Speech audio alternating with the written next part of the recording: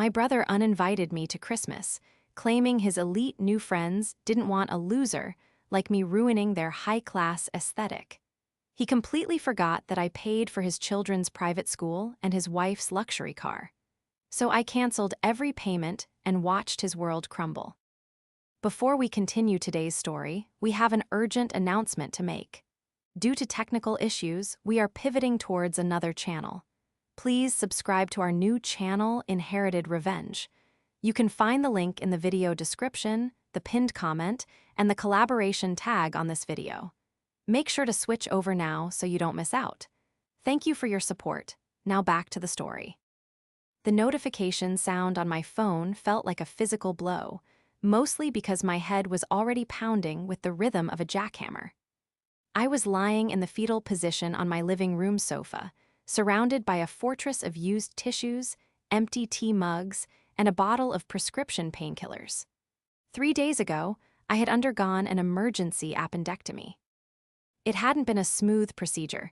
There were complications, a minor infection, and a recovery time that felt like it was dragging on for eternity.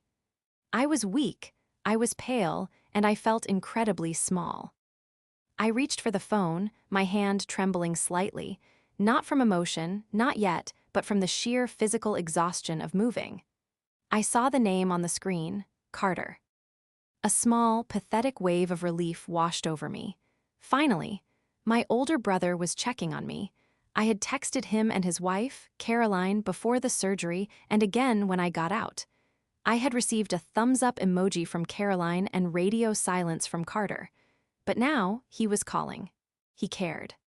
"Hey," I croaked, my voice sounding like gravel grinding together. "I'm back home. It's been rough, but—" "Riley, listen, I don't have a lot of time."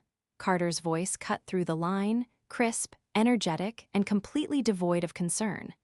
He sounded like he was walking briskly, the background noise of a busy street filtering through. "Caroline and I are finalizing the Christmas Eve dinner list. We've got the caterers coming in an hour for a consult."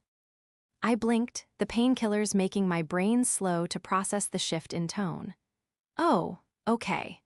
Well, I'm not sure what I can bring this year since I can't really cook yet, but I ordered those vintage wines Caroline likes for the gift exchange." There was a pause, a heavy, pregnant silence that felt sharper than the incision in my abdomen. "Yeah, about that," Carter said, and I could hear the grimace in his voice, the fake sympathy he used when he was about to do something selfish. "We're making some changes to the guest list this year. It's going to be a different vibe, very high-end. Caroline's invited the VP of marketing from her firm, and I've got 2 potential investors coming for the new venture." "That sounds intense," I whispered, shifting my legs and wincing at the pull in my side. "But I can just sit quietly in the corner. I won't be in the way. I really just need to be around family, Carter. Being alone while recovering has been hard." "Riley, look," he sighed, an impatient sound that signaled I was being difficult. "You're not listening. This isn't a family potluck. This is a networking event disguised as Christmas. Appearance is everything. And frankly, looking at how you've been lately, you don't fit the aesthetic." My breath hitched. "Excuse me." "You know what I mean," he continued, his voice taking on that lecturing tone I hated. "You work from home, you live in sweatpants, you drive a Honda. You're comfortable, but these people, they are sharks. Winners. Caroline is really stressed about making a good impression and having her sister-in-law there looking like a sick ghostwriter who hasn't brushed her hair in a week. It's just not the image we're projecting. It's no place for losers, Riley. You just embarrass yourself." The room seemed to tilt. The physical pain in my stomach was suddenly eclipsed by a cold, hollow ache in my chest. "You're uninviting me?" I asked, my voice barely audible. "From Christmas, because I had surgery and I don't wear Gucci." "I'm uninviting you because you bring the energy down," he snapped, losing the polite veneer. "We're trying to level up, Riley. You're stagnant. Just stay home, rest, pop your pills. We'll send you some leftovers if there are any. Gotta go, caterer is here." The line went dead. I stared at the black screen of my phone, the reflection showing a pale, tired woman with dark circles under her eyes. He was right about one thing: I looked wrecked. but the words echoed in my ears, bouncing around the empty walls of my paid-off house. No place for losers.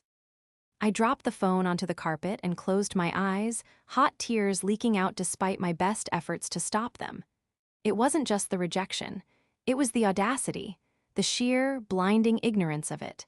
The betrayal was worse than the diagnosis itself. For the first hour, I just cried. I grieved the brother I thought I had.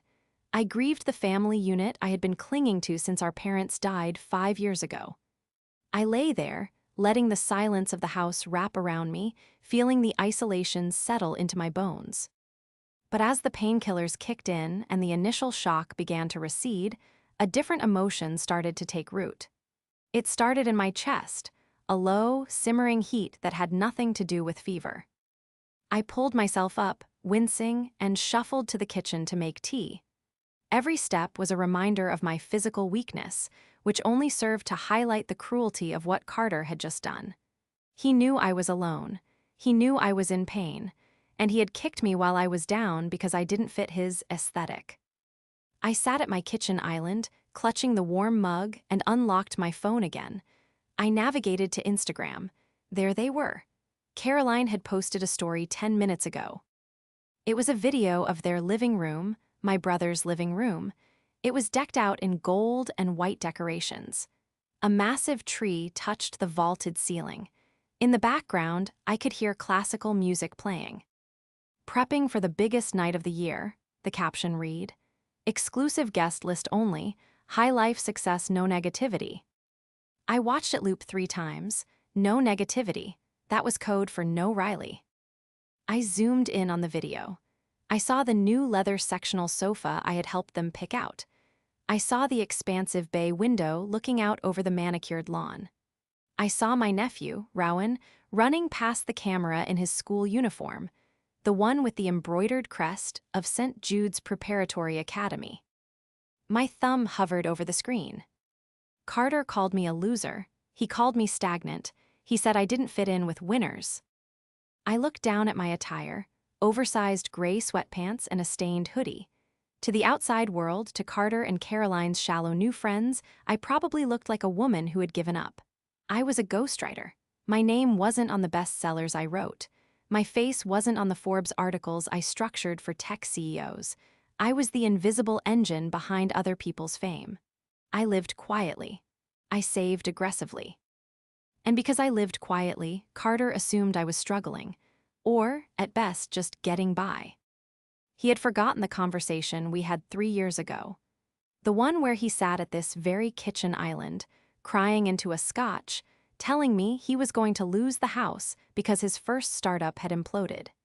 He had forgotten who stepped in when Caroline threatened to leave him if he couldn't maintain their lifestyle. I opened my banking app. I scrolled past my savings account, past my investment portfolio, numbers that Carter couldn't even dream of, and tapped on the tab labeled Scheduled Transfers. There they were, the lifelines. Recurring monthly transfer, $3,200 reference, Rowan and Mia tuition.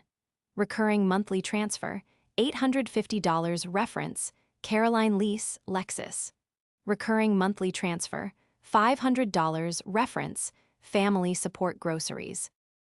I stared at the numbers. For 3 years, I had been silently propping up their success. I paid for the private school so Rowan and Mia wouldn't have to change districts. I paid the lease on Caroline's car so she could drive to her real estate showings in style.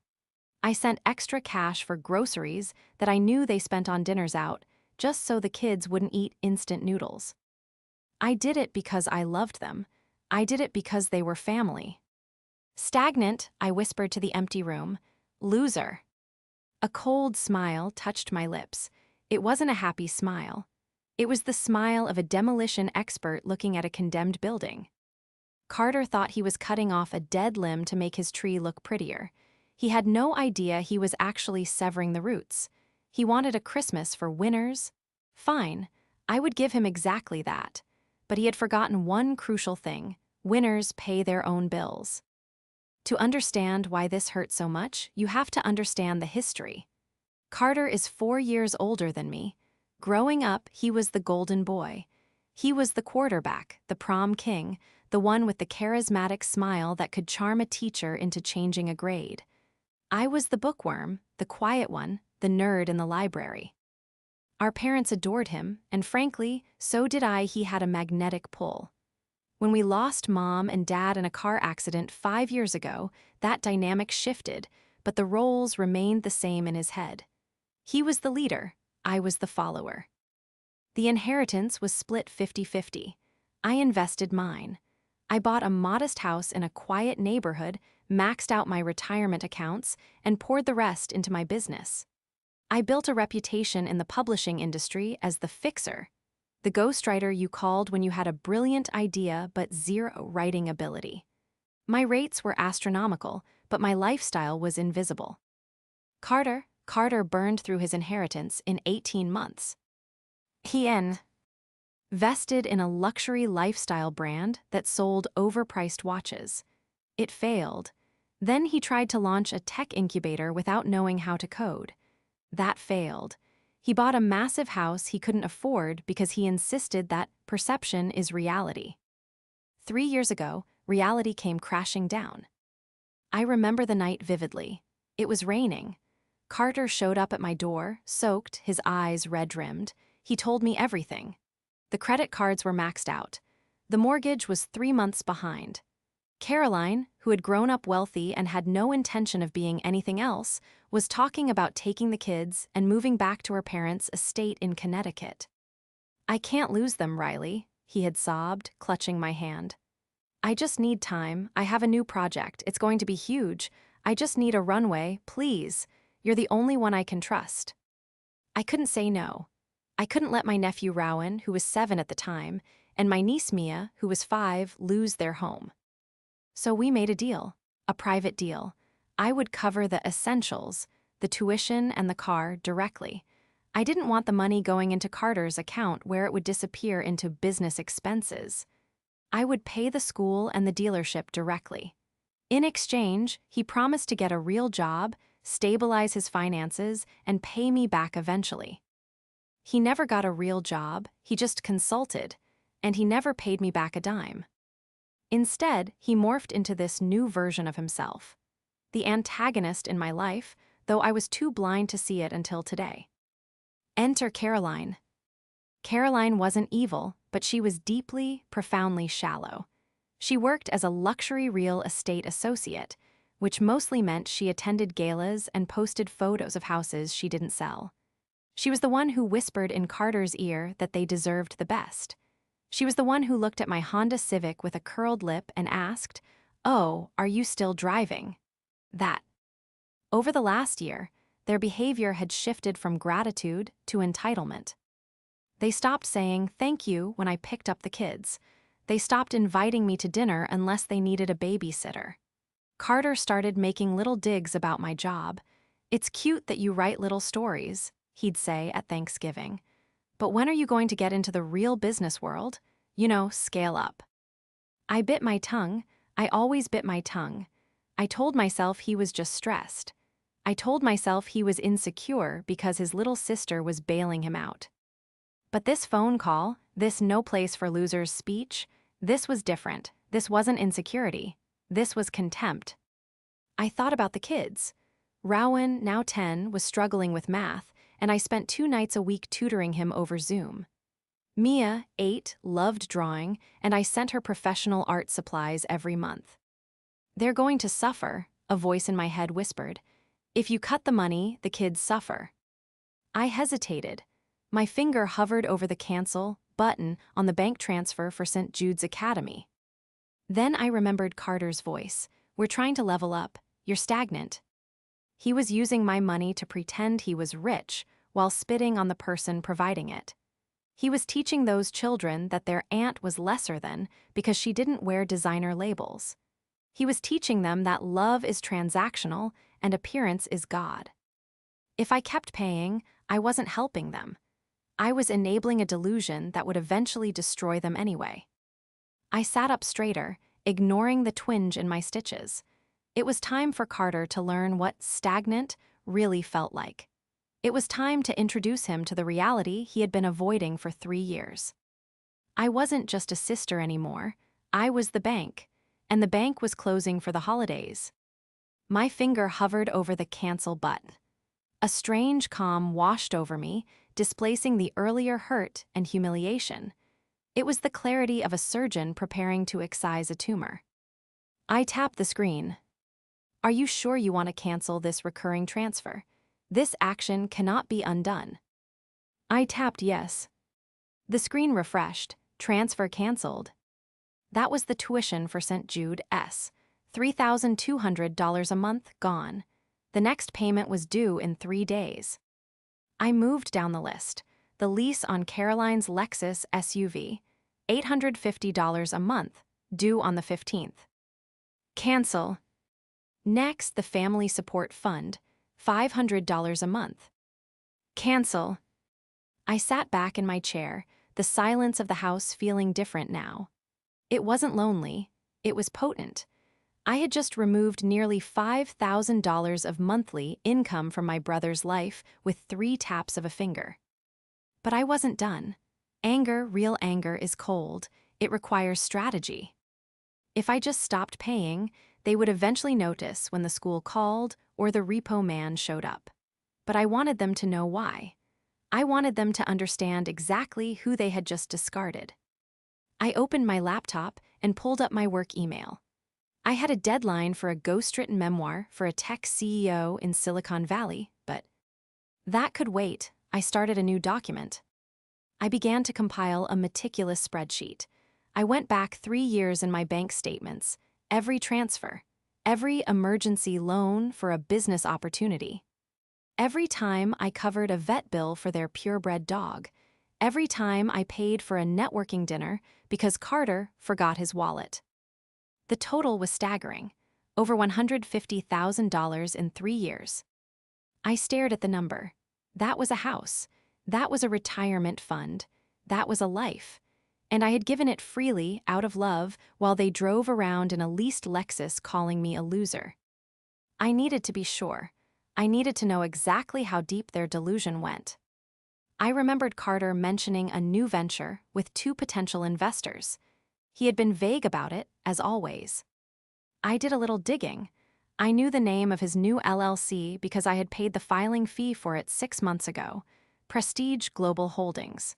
Creative, right? I logged into the state's business registry. Public record.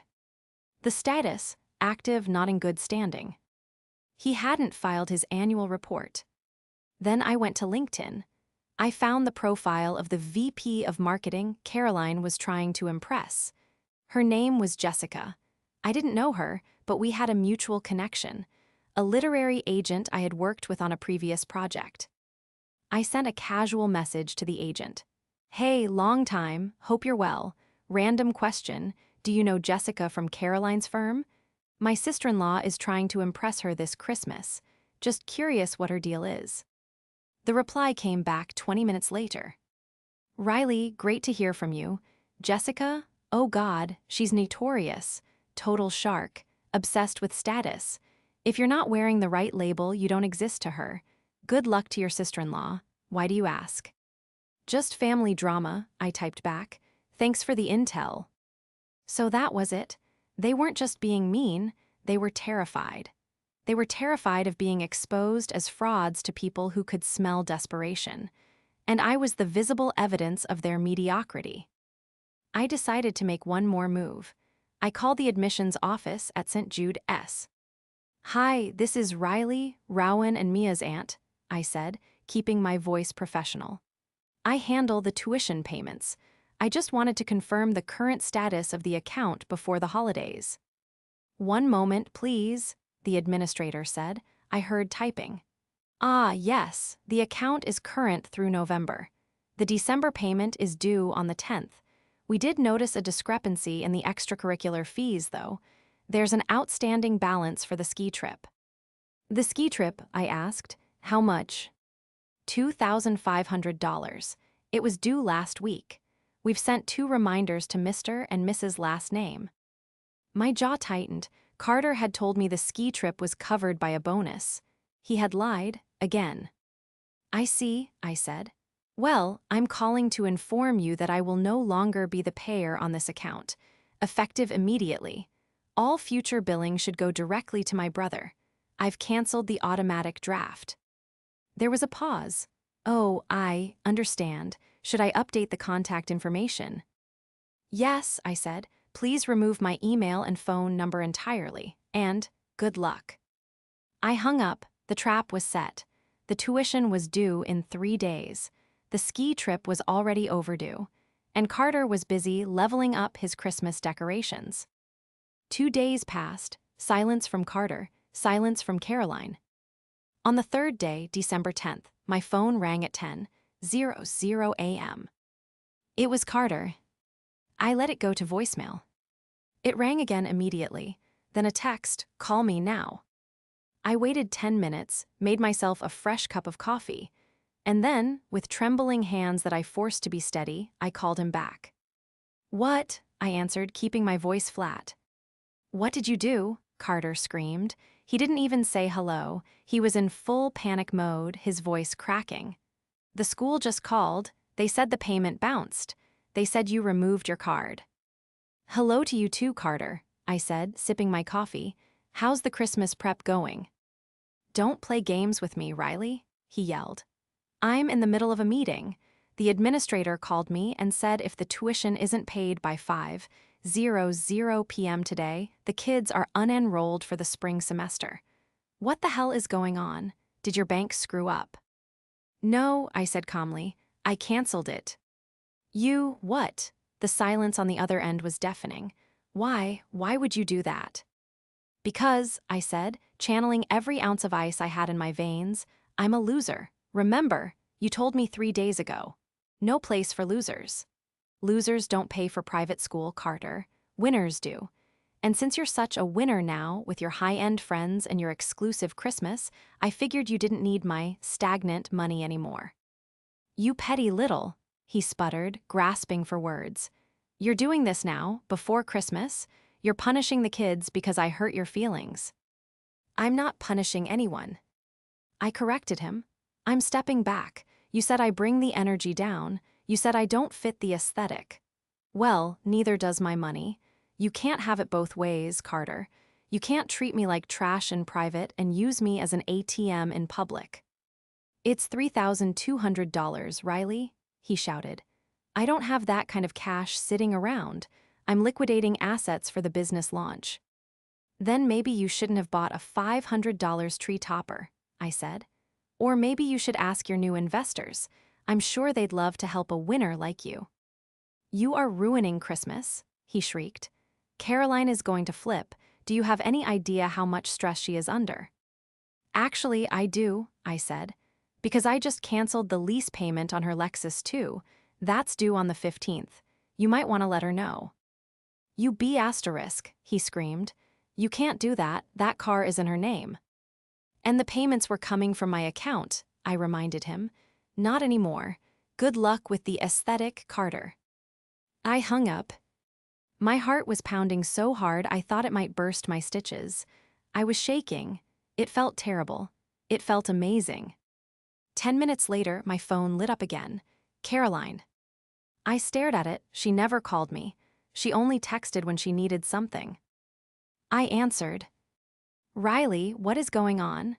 Her voice was tight, controlled, the voice she used when she was trying to sound reasonable to a child. "Carter is hyperventilating in the kitchen. He says you cut us off.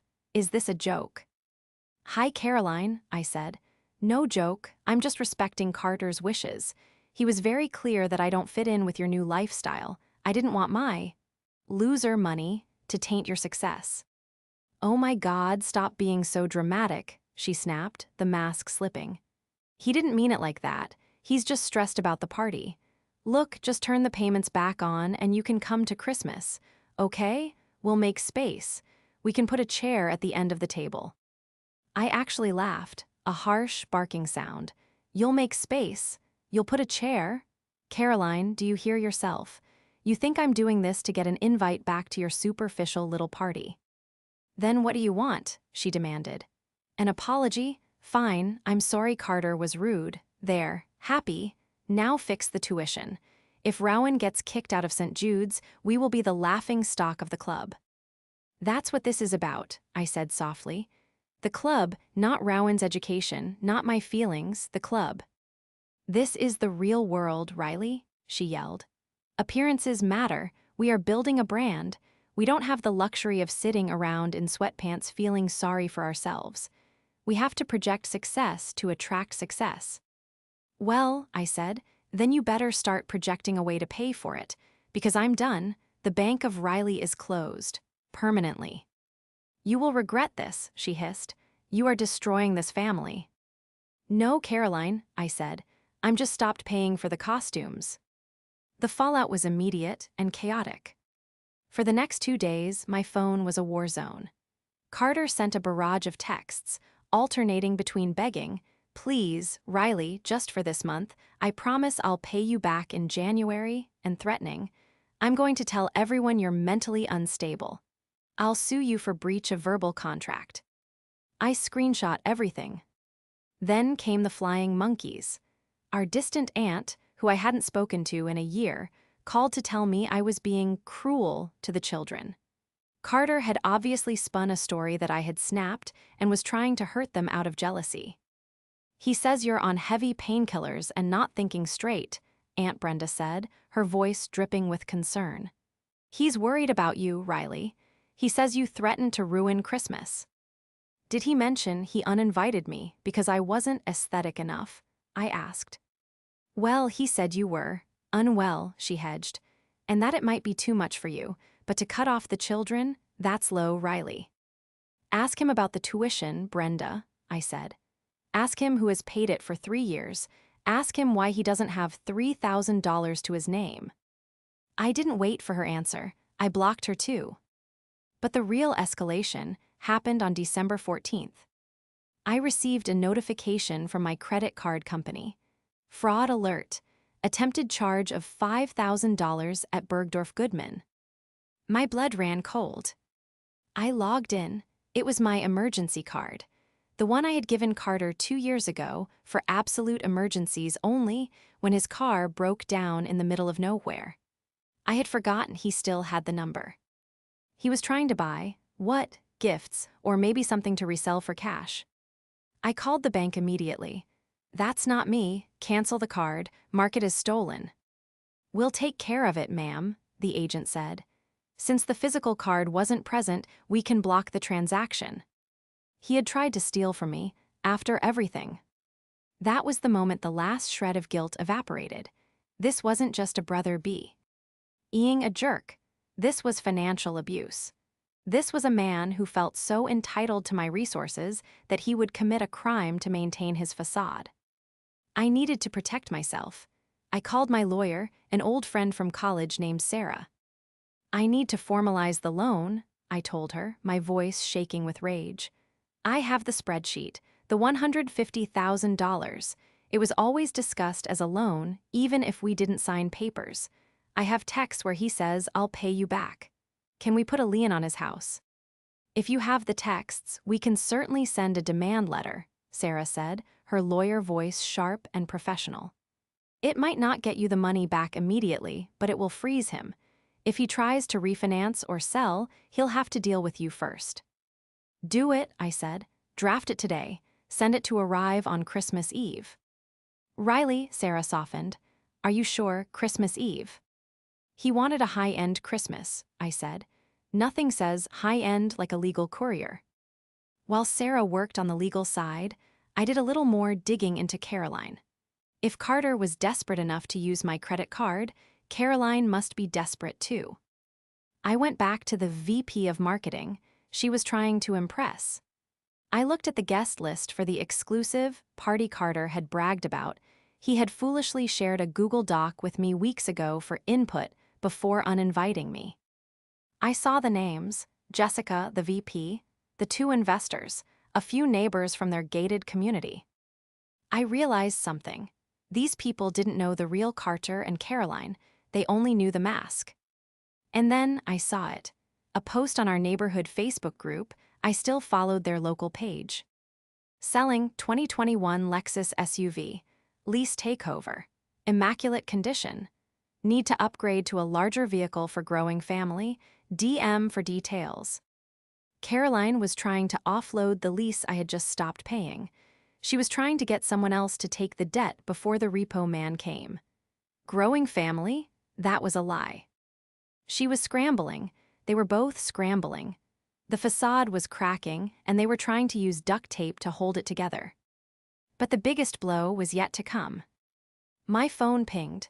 It was a DM from an account I didn't recognize. "Hi, Riley. You don't know me, but I'm the mother of one of Rowan's classmates at St. Jude S. I heard a rumor that Rowan might not be coming back next term. My son is devastated. They are best friends. Is everything okay?" Carter hadn't told the school. The school had told the parents. The rumor mill had started. "Hi," I typed back, choosing my words carefully. "I'm afraid there are some financial restructuring issues in my brother's household. I'm no longer handling the tuition, so it's up to them." I hit send. The truth was out. The whisper network of the elite mothers would do the rest. By Christmas Eve, everyone on that guest list would know that the winners were broke. I sat back, the adrenaline fading into a deep, heavy exhaustion. I looked at the calendar. Christmas was 10 days away. They had uninvited me to save face. Now, they were going to lose face in the most public way possible, and I wouldn't even have to be there to see it. Or so I thought. Christmas Eve arrived with a biting chill that seemed to seep through the glass of my car windows. I sat parked down the street from the house, my brother's house, or at least the house the bank still technically owned, watching the snow accumulate on the hood of my Honda. I wasn't invited. I knew that. But I had two presents in the backseat wrapped in simple brown paper, a high-end art set for Mia and a specialized coding kit for Rowan. I refused to let my brother's ego rob his children of a relationship with their aunt. My plan was simple: drop the gifts at the door, text Carter that they were there, and leave before I could be humiliated again. But as I watched, a black town car pulled up. A woman in a stunning emerald coat stepped out. It was Jessica, the VP of marketing. Then another car arrived, a sleek Tesla, the investors. The house was glowing. Every window was ablaze with warm, golden light. I could see silhouettes moving inside, holding wine glasses. It looked perfect. It looked expensive. It looked like a lie. I took a deep breath, grabbed the gifts, and stepped out into the cold. My boots crunched loudly on the frozen pavement. I walked up the driveway, passing Caroline's Lexus. It was still there. She must have hidden it in the garage earlier to avoid the repo scanners, but with the party guests taking up the driveway, she had been forced to park it on the side. I reached the front door and raised my hand to knock. Before my knuckles could graze the wood, the door swung open. It was Carter. He was wearing a velvet tuxedo jacket that probably cost more than my first car. His face fell the moment he saw me. "What are you doing here?" he hissed, stepping out and pulling the door partially shut behind him to block the view of the party. "I told you, no place for." "I'm just dropping off gifts for the kids, Carter," I said, my voice steady despite the adrenaline hammering in my chest. "I'm not staying, just take them." I shoved the packages toward him. "Who is it, Carter?" a voice called from inside. It was a woman's voice. Sharp, commanding, Jessica. Carter panicked. He couldn't make a scene in front of her. He forced a tight, grimacing smile and opened the door wider. It's Riley, my sister. She just stopped by for a second." He grabbed my arm, his grip painful, and pulled me into the foyer. "Smile and leave," he whispered in my ear. "Don't you dare embarrass me." The warmth of the house hit me, smelling of pine, cinnamon, and expensive catering. The foyer opened directly into the living room, where about 15 people were mingling. The conversation stopped. All eyes turned to me. I was wearing jeans, a thick wool coat, and a scarf. I looked exactly like what I was, a woman who had just come from the cold, not a socialite. "Riley," Caroline appeared from the kitchen, holding a tray of hors d'oeuvres. Her eyes went wide with horror. She looked at my boots, then at her pristine white rug.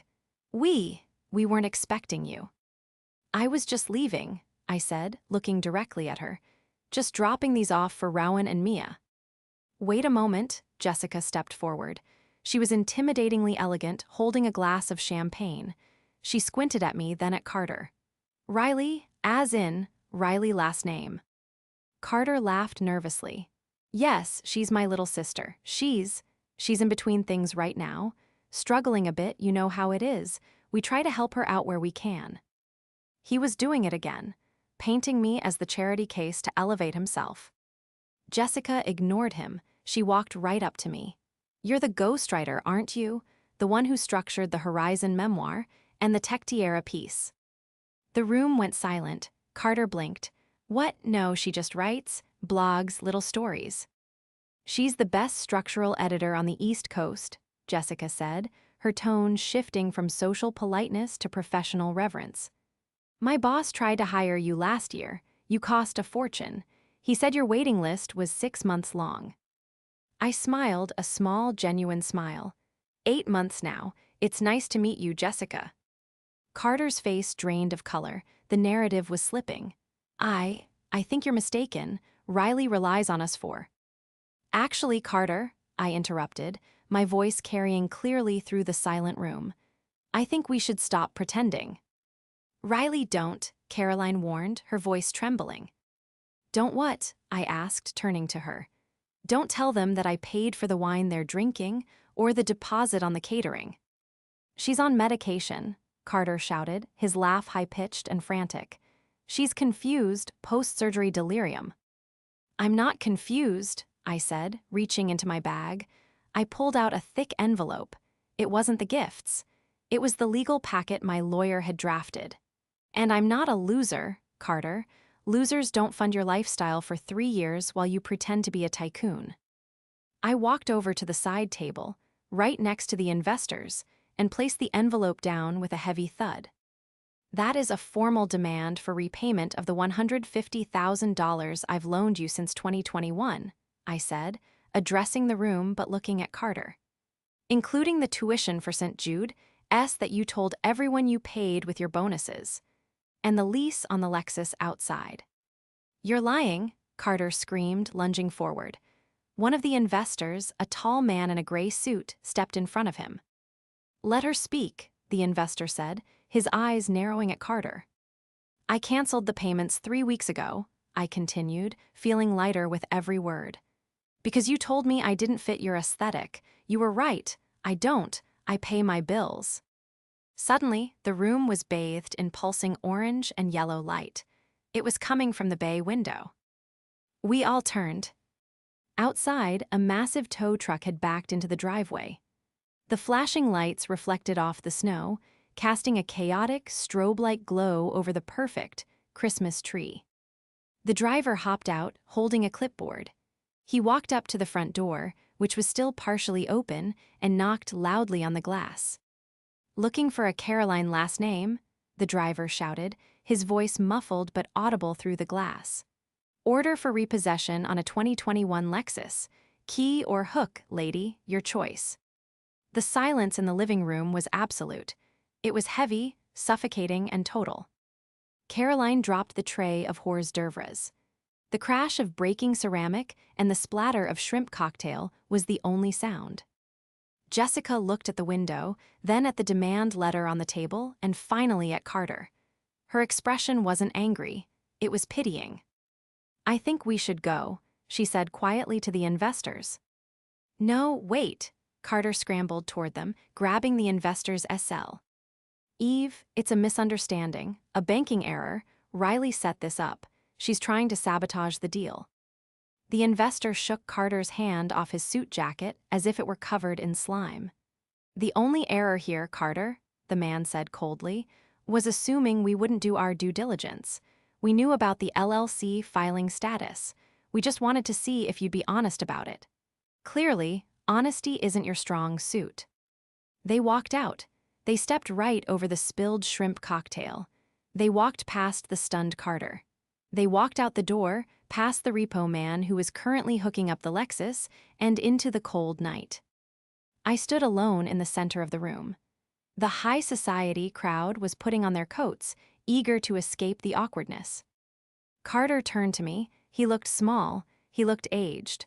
The velvet jacket suddenly looked like a costume from a cheap play. "You ruined it," he whispered, tears streaming down his face. "You ruined everything." "No, Carter," I said, buttoning my coat.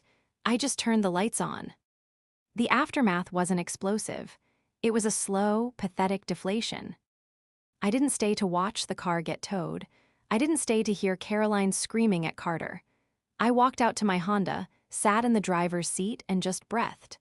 For the first time in years, the weight on my chest, the secret-keeping, the financial stress, the constant need to protect them from reality, was gone.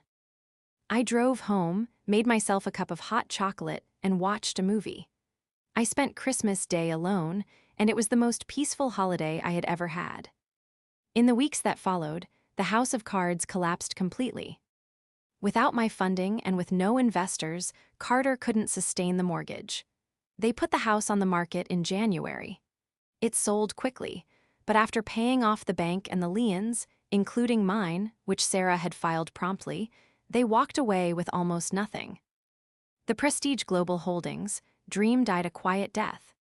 Caroline moved back in with her parents in Connecticut for a while, taking the kids. Carter moved into a small, two-bedroom apartment near the city center. He finally got a job, a real job in sales. It wasn't glamorous. He wasn't a CEO.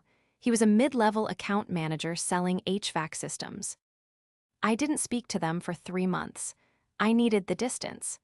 I needed to heal from the realization that my brother had viewed me as a resource rather than a sibling. But in April, I got a text, not from Carter, from Rowan. "Can you come to my soccer game?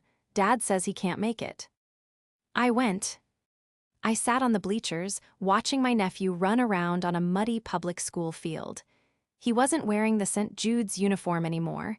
He looked scruffier, but he also looked happier, lighter. When the game ended, he ran over to me. Mia was there too, sitting in the grass drawing in the sketchbook I had sent her.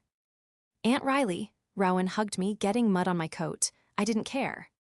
"Hey, buddy," I said, squeezing him back. "Dad says you're rich," Rowan said, pulling back and looking at me with innocent curiosity. "Is that true?" I laughed. "I'm comfortable, Rowan, because I work hard and I don't buy things I don't need." "He says he's sorry," Mia piped up, not looking up from her drawing. "He says he was stupid." I looked up and saw Carter standing by the parking lot fence. He was wearing a windbreaker and khakis. He looked tired. He had gained a little weight and his hair was thinning. He wasn't the golden boy anymore. He was just a guy. He saw me looking and raised a hand in a hesitant wave. He didn't come over. He kept his distance, respecting the boundary I had set. I didn't wave back, but I nodded. Acknowledgement. Not forgiveness, not yet, but acknowledgement that he was finally living in reality. I turned back to the kids. "Do you guys want ice cream? My treat." "Yes," they screamed in unison.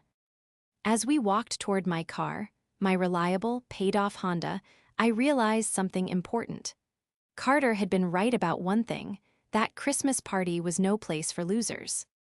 But standing here, holding my niece's hand, knowing my mortgage was paid and my conscience was clear, I knew exactly who the winner was.